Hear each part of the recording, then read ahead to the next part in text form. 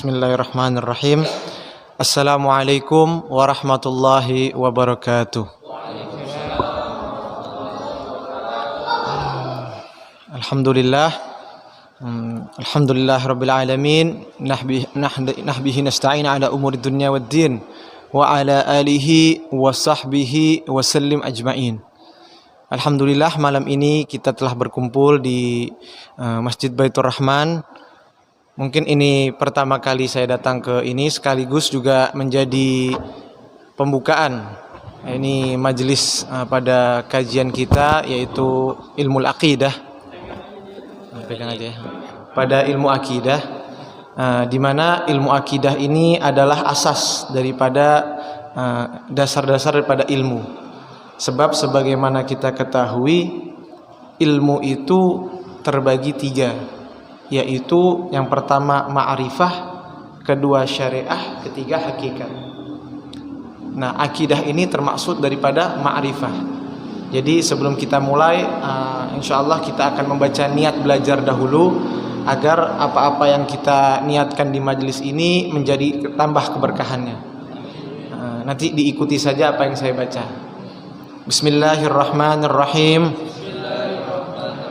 Nawaitu ta'alluma wa ta'lima wa tadhakkura wa tadhkira wan naf'a wal intifa'a wal ifadata wal istifadata wal hatha 'ala at-tamassuki bi kitabillahi wa sunnati rasulih sallallahu alaihi wa alihi wa sallam wa du'a ala al-huda wa dilalata ala al-khair ibtigha'a wajhillah wa mardatihi wa qurbihi wa thawabihi subhanahu wa ta'ala. Untuk majelis pembukaan ini saya bacakan artinya agar kita tahu apa itu niat daripada ta'lim.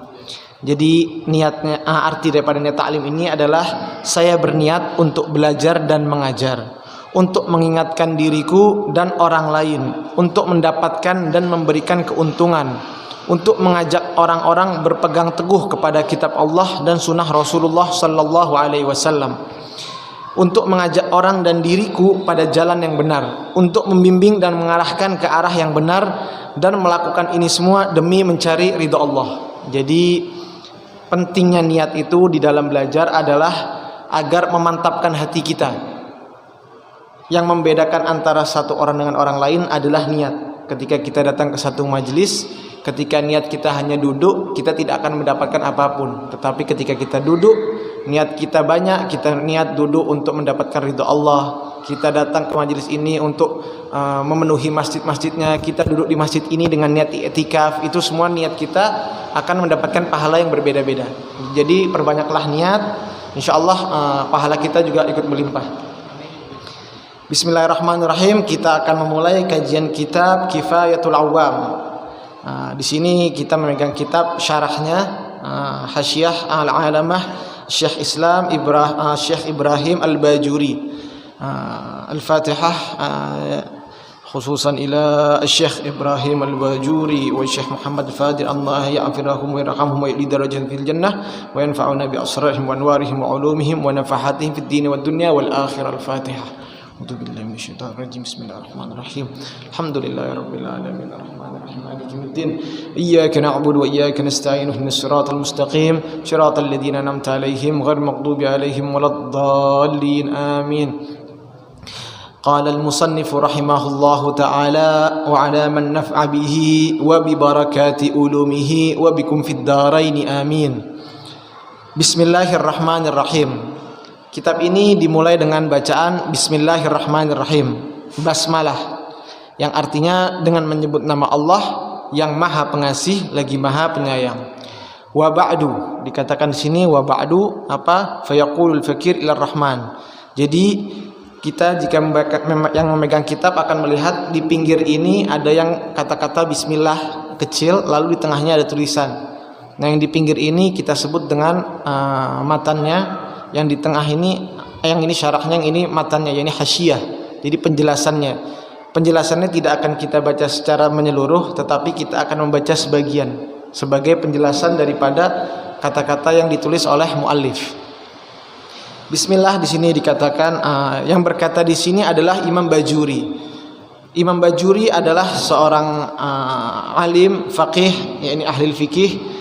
Nama di sini disebutkan bahwasanya al-faqir ilar rahman Ibrahim al-Bajuri ad-Dhaif ibnu Muhammad ghafarallahu lahu al-latiful karim qad talaba min syekhil alim. Dikatakan di sini namanya adalah Ibrahim al-Bajuri ad-Dhaif bin Muhammad. Beliau di sini menyebutkan kata-kata dhaif. Untuk apa? Untuk at-tawaddu. Jadi orang-orang alim di zaman dahulu tidak pernah membanggakan dirinya bahwa dirinya itu alim. Beliau menyebut Abdul Dhaif. Kita sering melihat Abdul Dhaif atau Abdul Fakir. Itu menandakan bahwa semua yang beliau miliki adalah milik Allah. Beliau tidak pernah meninggikan dirinya sendiri. Sebagaimana kita tahu pepatah, semakin tinggi, semakin padi itu berisi, semakin merunduk. Lalu dikatakan juga di sini, huna fa'alaqat 'alaiha kalimatul latifatun bi ibaratin mustahsanah. Lalu wasammaituha, yang bisa dilihat yang bagian hitam-hitamnya di sini di tengah-tengah, wasammaituha tahqiqul maqam ala kifayatil awam fima yajibu alaihim min ilmil kalam. Jadi kitab ini disebut tahqiqul maqam ala kifayatil awam fima yajibu alaihi minal kalam. Diberi nama tahqiqul maqam, yakni kedudukannya itu sebuah ilmu ala kifayatul awam, hasyiyah yang tadi saya jelaskan. Ada kitab yang disebut dengan matan. Jadi urutan terendah itu biasanya matan. Matan ini berupa syair-syair biasanya. Setelah matan kita akan menemukan kata-kata syarah. Setelah syarah kita akan menemukan hasyiyah. Jadi kalau misalkan kita jelaskan dalam bahasa Indonesia, istilahnya guru kita ini menjelaskan, itu kita sebut dengan matan. Lalu muridnya menjelaskan, kita sebutkan hasyiyah. Lalu ada orang lain lagi yang menjelaskan perkataan murid agar lebih jelas lagi. Setelah tadi matan, syarah, lalu hasyiyah. Jadi hasyiyah ini seperti penjelasan daripada penjelasan, sehingga kita akan mendapatkan penjelasan yang utuh. Kira-kira seperti itu. Dikatakan juga sini, wallahu as'alu an yanfa'a biha wa huwa hasbi wa ni'mal wakil wa kafayyi fima na'mal kafil. Qauluhu bismillahirrahmanirrahim. Dibukalah di sini kata-kata dalam kitab ini dengan bacaan bismillahirrahmanirrahim. Ibtida'an biha iqtida'an bi kitabi samawiyah allati ashrafahal kitabul aziz wa amalan bi khabar. Dikatakan di sini kitab ini dimulai dengan bacaan bismillahirrahmanirrahim mengikuti sebuah akhbar atau sebuah hadis. Apa hadis itu? Kullu amrin dhibalin la yabda'u fihi bismillahirrahmanirrahim fahuwa abtar au ajdam au aqta. Dikatakan seluruh perbuatan penting itu jika tidak dimulai dengan bacaan bismillahirrahmanirrahim maka dia terputus. Atau abtar au ajdam au aqta, semua artinya ini terputus. Jadi para jamaah sekalian, apapun hal yang akan kita lakukan, terutama hal-hal yang penting, baik itu kita akan pergi bekerja atau kita akan memulai bekerja di kantor atau dimanapun, usahakan memulai dengan kata-kata bismillahirrahmanirrahim. Kenapa? Karena di sini adalah keberkahan di dalamnya. Jadi semisal contoh, ketika kita akan bekerja, kita sudah membuka komputer kita akan memulai hari ini dengan bismillahirrahmanirrahim. Kita akan mulai bekerja, maka di situ akan ada keberkahan. Tetapi jika kita tidak memulai dengan bacaan bismillahirrahmanirrahim, maka tidak ada keberkahan di dalamnya. Sedangkan harta yang kita cari, jika di dalamnya ada keberkahan, maka akan terasa cukup. Lalu dikatakan lagi di sini apa? Riwayatan ayyi kulli fi'lin walau qauliyan. Jadi riwayat di sini itu juga berupa perkataan. Tidak hanya perkataan tetapi juga perbuatan. La tadhkuru bismillah fi awwalihi ila akhirih. Jadi Tidak perlu juga disebutkan, misalkan dia menyebutkan bismillah, tetapi disebutkannya itu hanya di tengah-tengah. Tidak, dia harus menyebutkannya dari awalnya. Lalu juga ada hadis lain juga yang berkata mirip-mirip seperti hadis yang tadi. Jadi kalau tadi hadis yang pertama menjelaskan secara umum makna bismillah, di sini juga dikatakan kalau tadi kan ada pertama dikatakan aqta au abtar au ajdam. Nah, di sini yang berkata dengan abtar ini dikatakan makna di sini adalah maqtu'udz dzambun. Jadi kalau yang tadi saya katakan jika dikatakan pertama, jika orang tidak memulai dengan kata-kata bismillah, maka akan terputus. Terputus yang pertama di sini adalah jika dia membaca bismillah, dia akan terputus daripada perbuatan-perbuatan dosa. Jadi ketika dia memulai dengan perkataan bismillah, maka dia akan ada keberkahannya sehingga akan mengurangi dia untuk melakukan sebuah dosa. Itu yang pertama. Lalu yang kedua apa? Alladzi dhahabat anamiluhu minal jadam. Disebutkan juga di sini bahwasanya dia akan terhindar daripada penyakit-penyakit. Jadi jika kita akan melakukan sesuatu dengan niat yang baik, kita mulai dengan bismillah, maka kita akan terhindar daripada penyakit-penyakit yang kita dapatkan. Lalu juga disebutkan di sini, jadi kata-kata bismillah itu sangat luas maknanya Bapak-bapak. Jadi tanpa memperluas lagi arti bismillah di sini, kita akan memulai lagi dengan kata alhamdulillah. Jadi setelah bismillah kita membaca alhamdulillah. Alhamdulillah kita lihat di sini, dia ini sama halnya penting dengan bismillah. Tetapi jika kita menemukan martabat dalam urutan, maka akan dimulai dengan bismillahirrahmanirrahim lalu alhamdulillah. Wa qaddama bismillah amalan bil kitabah. Disebutkan oleh ulama di sini bahwasanya kita mendahulukan kata bismillahirrahmanirrahim daripada kata alhamdulillahirabbil alamin. Kedua-duanya sama-sama memiliki arti yang bagus. Walhamdulillah lughatan sina'uhu ala jamilil ikhtiyar ala jihati ta'zim. Nah, di sini dikatakan juga apa juga gunanya alhamdulillah? Gunanya jadi jika kita mengucapkan bismillah di awal tadi, jika kita menambahkan kata alhamdulillah setelahnya, maka di situ akan ada kata keagungan di dalamnya. Jadi sudah ada keberkahan, lalu kita memuji Allah dengan keagungannya. Jadi keberkahan ditambah dengan pujian-pujian dan lain sebagainya. Sebelum saya lanjutkan lagi, saya menjelaskan sedikit bahwasanya kenapa di awal ini penulis kitab menjelaskan panjang lebar soal bismillah, sampai jika kita melihat dari halaman-halaman ini Ustaz, kita bisa menemukan arti kata bismillah saja dengan alhamdulillah itu sampai dua lembar. Dan kita tidak mungkin membaca satu halaman satu-satu. Jadi mohon maaf jika saya akan meloncat, karena tujuan kita adalah belajar ilmu tauhid. Jadi untuk mempersingkat waktu kita, karena waktu kita tidak banyak, jadi kita akan membaca poin-poin pentingnya saja insyaallah. Lalu dikatakan di sini juga dikatakan al-munfaridun bil ijad. Ya, al-munfaridu bil ijad. Qauluhu al-munfaridu bil ijad ayyil ladzi ikhtassa bil ijadil asya. Jadi al-mufradu bil ijad ini, mufrad itu artinya satu. Jadi sesungguhnya Allah itu maha sendiri, maksudnya Allah itu berdiri sendiri, wal ijad dan berkuasa. Allah itu maha sendiri dan berkuasa atas apapun. Dikatakan di sini al-ikhtiyarun. Allah itu dapat memilih apapun.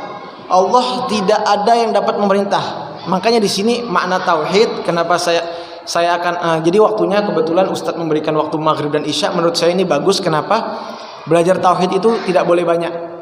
Sebab ketika kita membaca tauhid banyak, akan lepas semuanya. Nggak akan ada yang kita tangkap. Lain ceritanya dengan fikih. Fikih itu ngebul bahasanya. Kalau kita belajar tauhid banyak-banyak ngebul. Kita baca sedikit, kita dalami, baru kita lanjut lagi. Nah kalau fikih enggak, fikih kita asyik, kita ngomongin sholat, kita ngomongin wudhu dan lain sebagainya.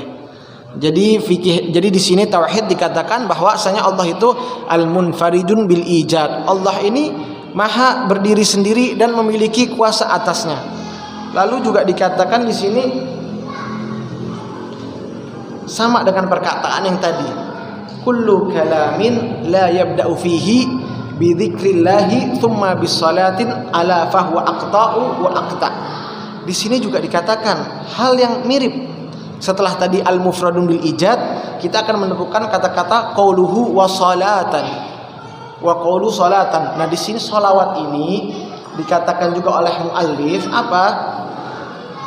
Perkataan salawat itu juga jika kita memulai sesuatu di dalam perbuatan kita, maka bacalah salawat di dalamnya. Jika kita tidak membaca salawat, maka akan hilang kebarokahannya. Walaupun di sini dikatakan ini adalah termasuk daripada hadis dhaif, tetapi menurut ahlus sunnah wal jamaah hadis dhaif itu boleh diamalkan untuk fadailul amal. Jadi untuk perbuatan-perbuatan baik hadis dhaif itu dapat diamalkan, tetapi bukan untuk hukum syariat. Semisal kita belajar fikih, kita apa hukumnya sholat qobliyah, kita menggunakan apa hukumnya sholat duhur misalkan, apa hukumnya sholat duhur 4 rakaat, kita menggunakan hadis dhaif, itu tidak boleh. Tetapi jika kita katakan habis sholat baca zikir 1000, ada hadisnya nih tapi hadisnya dhaif, nggak apa-apa. Karena apa? Karena fadailul amal, karena amal-amal baik itu boleh menggunakan hadis dhaif.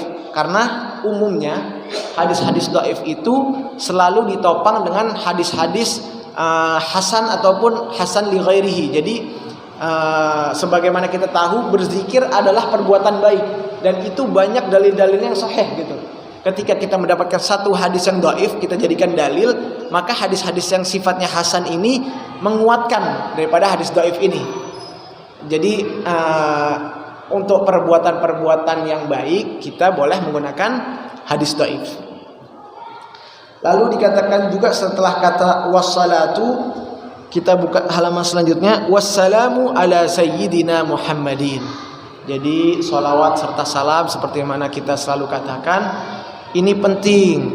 Jadi salawat dengan salam artinya adalah keselamatan bagi Rasul kita Muhammad sallallahu alaihi wasallam.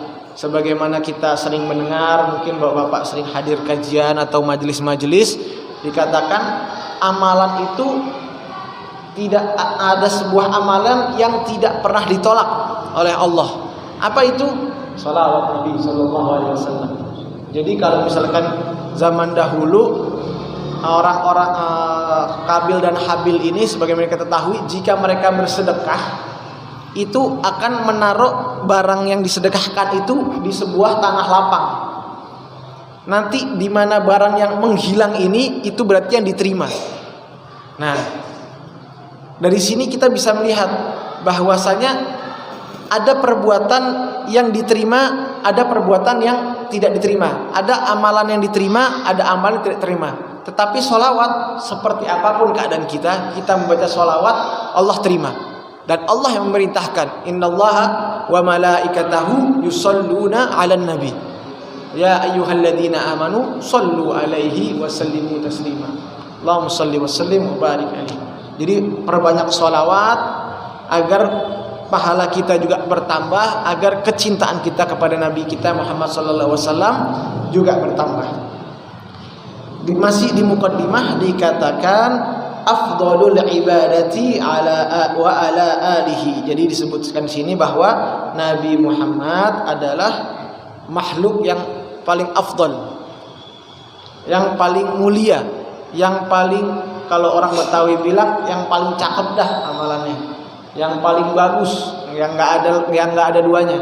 Karena Nabi Muhammad adalah nabi yang sempurna, nabi yang menyempurnakan nabi-nabi sebelumnya, sebagaimana Al-Quran menjadi kitab penyempurna daripada kitab-kitab sebelumnya. Wa ala alihi, beserta para keluarganya, yaitu para keluarga dan keturunannya hingga yaumil kiamah. Lalu dikatakan juga oleh muallif di sini wa ashabihi ulil bahjati war rasyad, dan juga kepada para sahabatnya. Sahabatnya siapa saja? Jadi kita perlu ketahui definisi sahabat. Definisi sahabat ini ada syarat-syaratnya Bapak-bapak. Tidak semua orang bisa menjadi sahabat Nabi. Yang pertama apa? Yang pertama dia harus sezaman dengan Nabi. Ini yang pertama. Sezaman, lalu apa? Bertemu dengan Nabi. Setelah bertemu dengan Nabi apa? Dia harus mengimani Nabi. Maksudnya apa? Dia harus seorang muslim dan meninggal dalam keadaan muslim. Baik, saya ulangi ya. Definisi sahabat itu apa?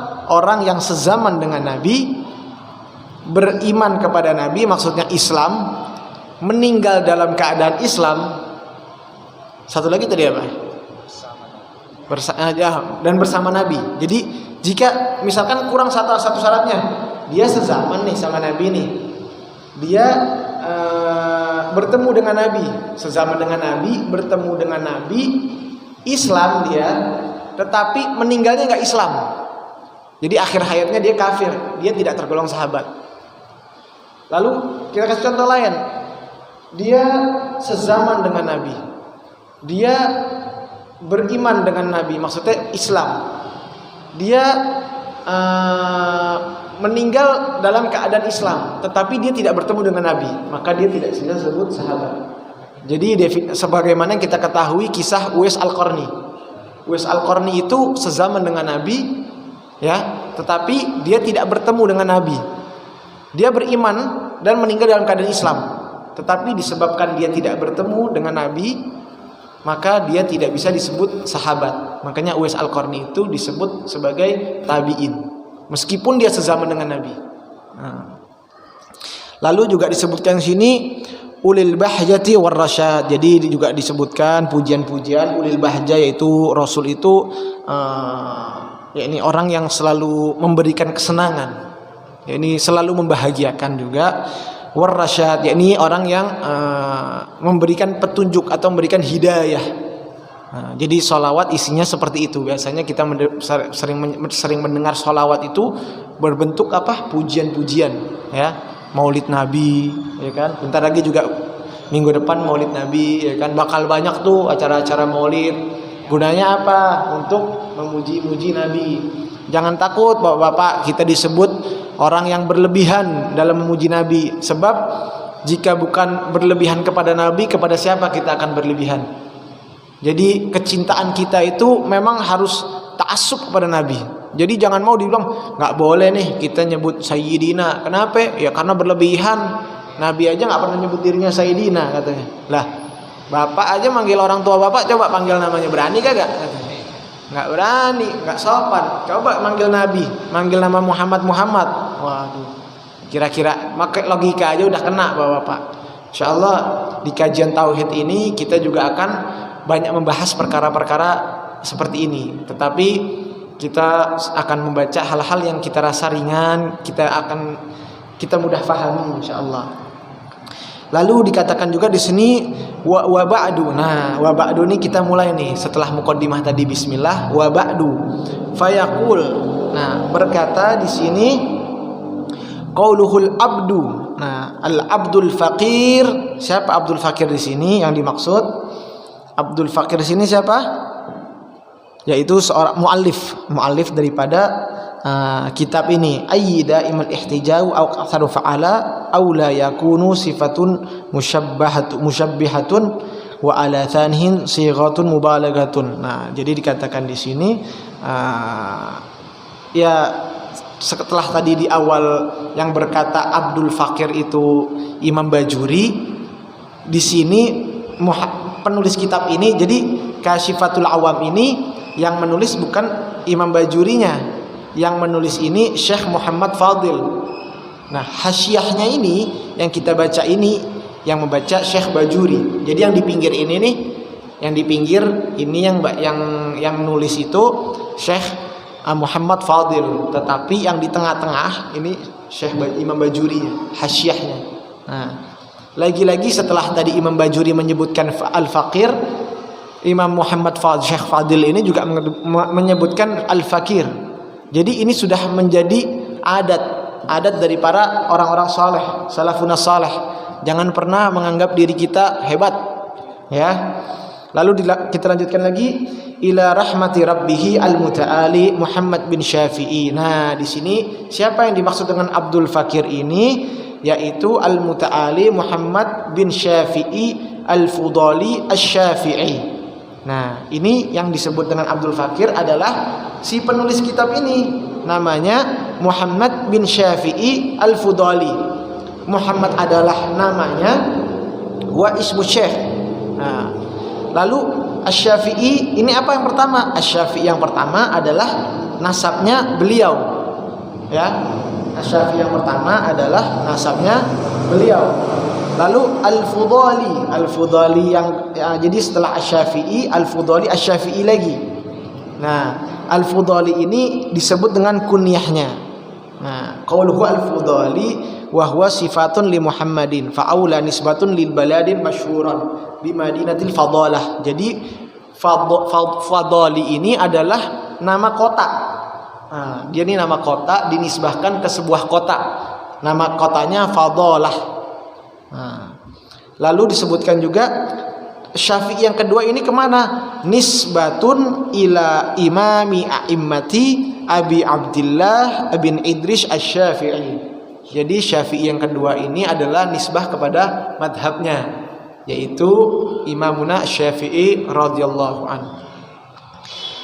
Lalu disebutkan sini qauluhu sa'alani. Jadi katakan sini berkata telah meminta kepadaku atau bertanya kepadaku, ayy talabu minni minas su'ali bi ma'na talabi wa huwa a'la ladaini. Jadi dikatakan sebab-sebab daripada penulis ini menulis kitab adalah dikatakan sa'alani ba'dul ikhwan. Jadi bertanya nih beberapa ikhwan. Nah, ikhwan di sini juga perlu saya jelaskan sedikit Bapak-bapak. Jadi kita sering mendengar kata-kata ikhwan, kata-kata akhi atau akhu seperti itu. Nah, di sini dijelaskan oleh Imam Al-Bajuri, dikatakan jika kita menemukan kata akhi di sini disebutkan kan ikhwan, ya. Ikhwan itu bermakna di sini adalah asdiqa. Jadi dikatakan muqtada kalamuhu fi khulasatin bi syarhil kafiyati annahu ghairu qiyasin wa muradu bihi asdiqa. Jadi dikatakan di sini maknanya adalah teman. Wa katsirun fi akhi bi makna sadiqi. Dan kebanyakan juga bi makna sadiqi. Jadi ada dua bentuk yang perlu Bapak perhatikan. Ada yang satu disebut dengan ikhwan, ada yang satu disebut ikhwah. Jadi yang satu alif dengan nun di akhirnya, yang satunya lagi tak marbutok, ikhwah. Jadi ikhwah. Nah, dikatakan kalau yang ikhwan ini yang jika kita menemukan kata ikhwan itu berarti saudara kita yang sedarah atau sekandungan, satu lahiran. Nah, ini disebut dengan ikhwan. Tetapi jika pertemanan, jadi ini sahib aneh nih atau akhi nih, nah itu disebut ikhwah. Jadi kita sering ukhuwah Islamiyah kita sering sebut. Nah, kalau ukhuwah itu dari kata ikhwah itu. Kalau ukhuwah itu kan jamaknya, ikhwah itu mufradnya. Nah, ikhwah di sini bermakna teman. Jadi lalu ada kata-kata yang sering kita dengar nih dengan kata-kata ikhwah ini. Tadi kan saya bilang ikhwah ini dia bermakna tadi pertemanan ya. Lalu ada kata-kata qauluhu ta'ala innamal mu'minuna ikhwatun. Ya kan? Innamal mu'minuna ikhwatun. Nah, kalau misalkan mengikut penjelasan tadi berarti ikhwan yang kedua ini adalah kama naqala ba'du an mukhtar an ghairuhu katsirun. Jadi kalau yang kedua azan ya. Azan. Iya. Sedikit ya. Ini ikhwan ini. Jadi kalau yang ikhwan kedua sini berbeda, bukan ikhwan secara hakiki, bukan ikhwan sebagai saudara kandungan, tetapi kullu mu'minun itu ikhwatun. Ada kata-kata tambahan ka. Jadi aslinya kata-kata innamal mu'minuna ikhwatun itu sebenarnya innamal mu'minuna ka ikhwatun. Ka ikhwatun. Ada kata-kata kaf ditambahin. Seperti saudara. Jadi bukan saudara istilah kata satu lahiran gitu, tetapi seperti saudara. Mungkin segini dulu Pak. Mungkin Anda belum masuk ke inti pembicaraan kita. Mungkin masih banyak yang bingung di pertemuan pertama sebab mukaddimah seperti itu ya. Mungkin insyaallah minggu depan kita akan langsung masuk ke pembahasan inti. Jadi Ana minta maaf kurang dalam perkataannya. Mudah-mudahan yang sedikit ini ada keberkahannya. Wallahu a'lam. Wal afu minkum. Assalamualaikum warahmatullahi wabarakatuh.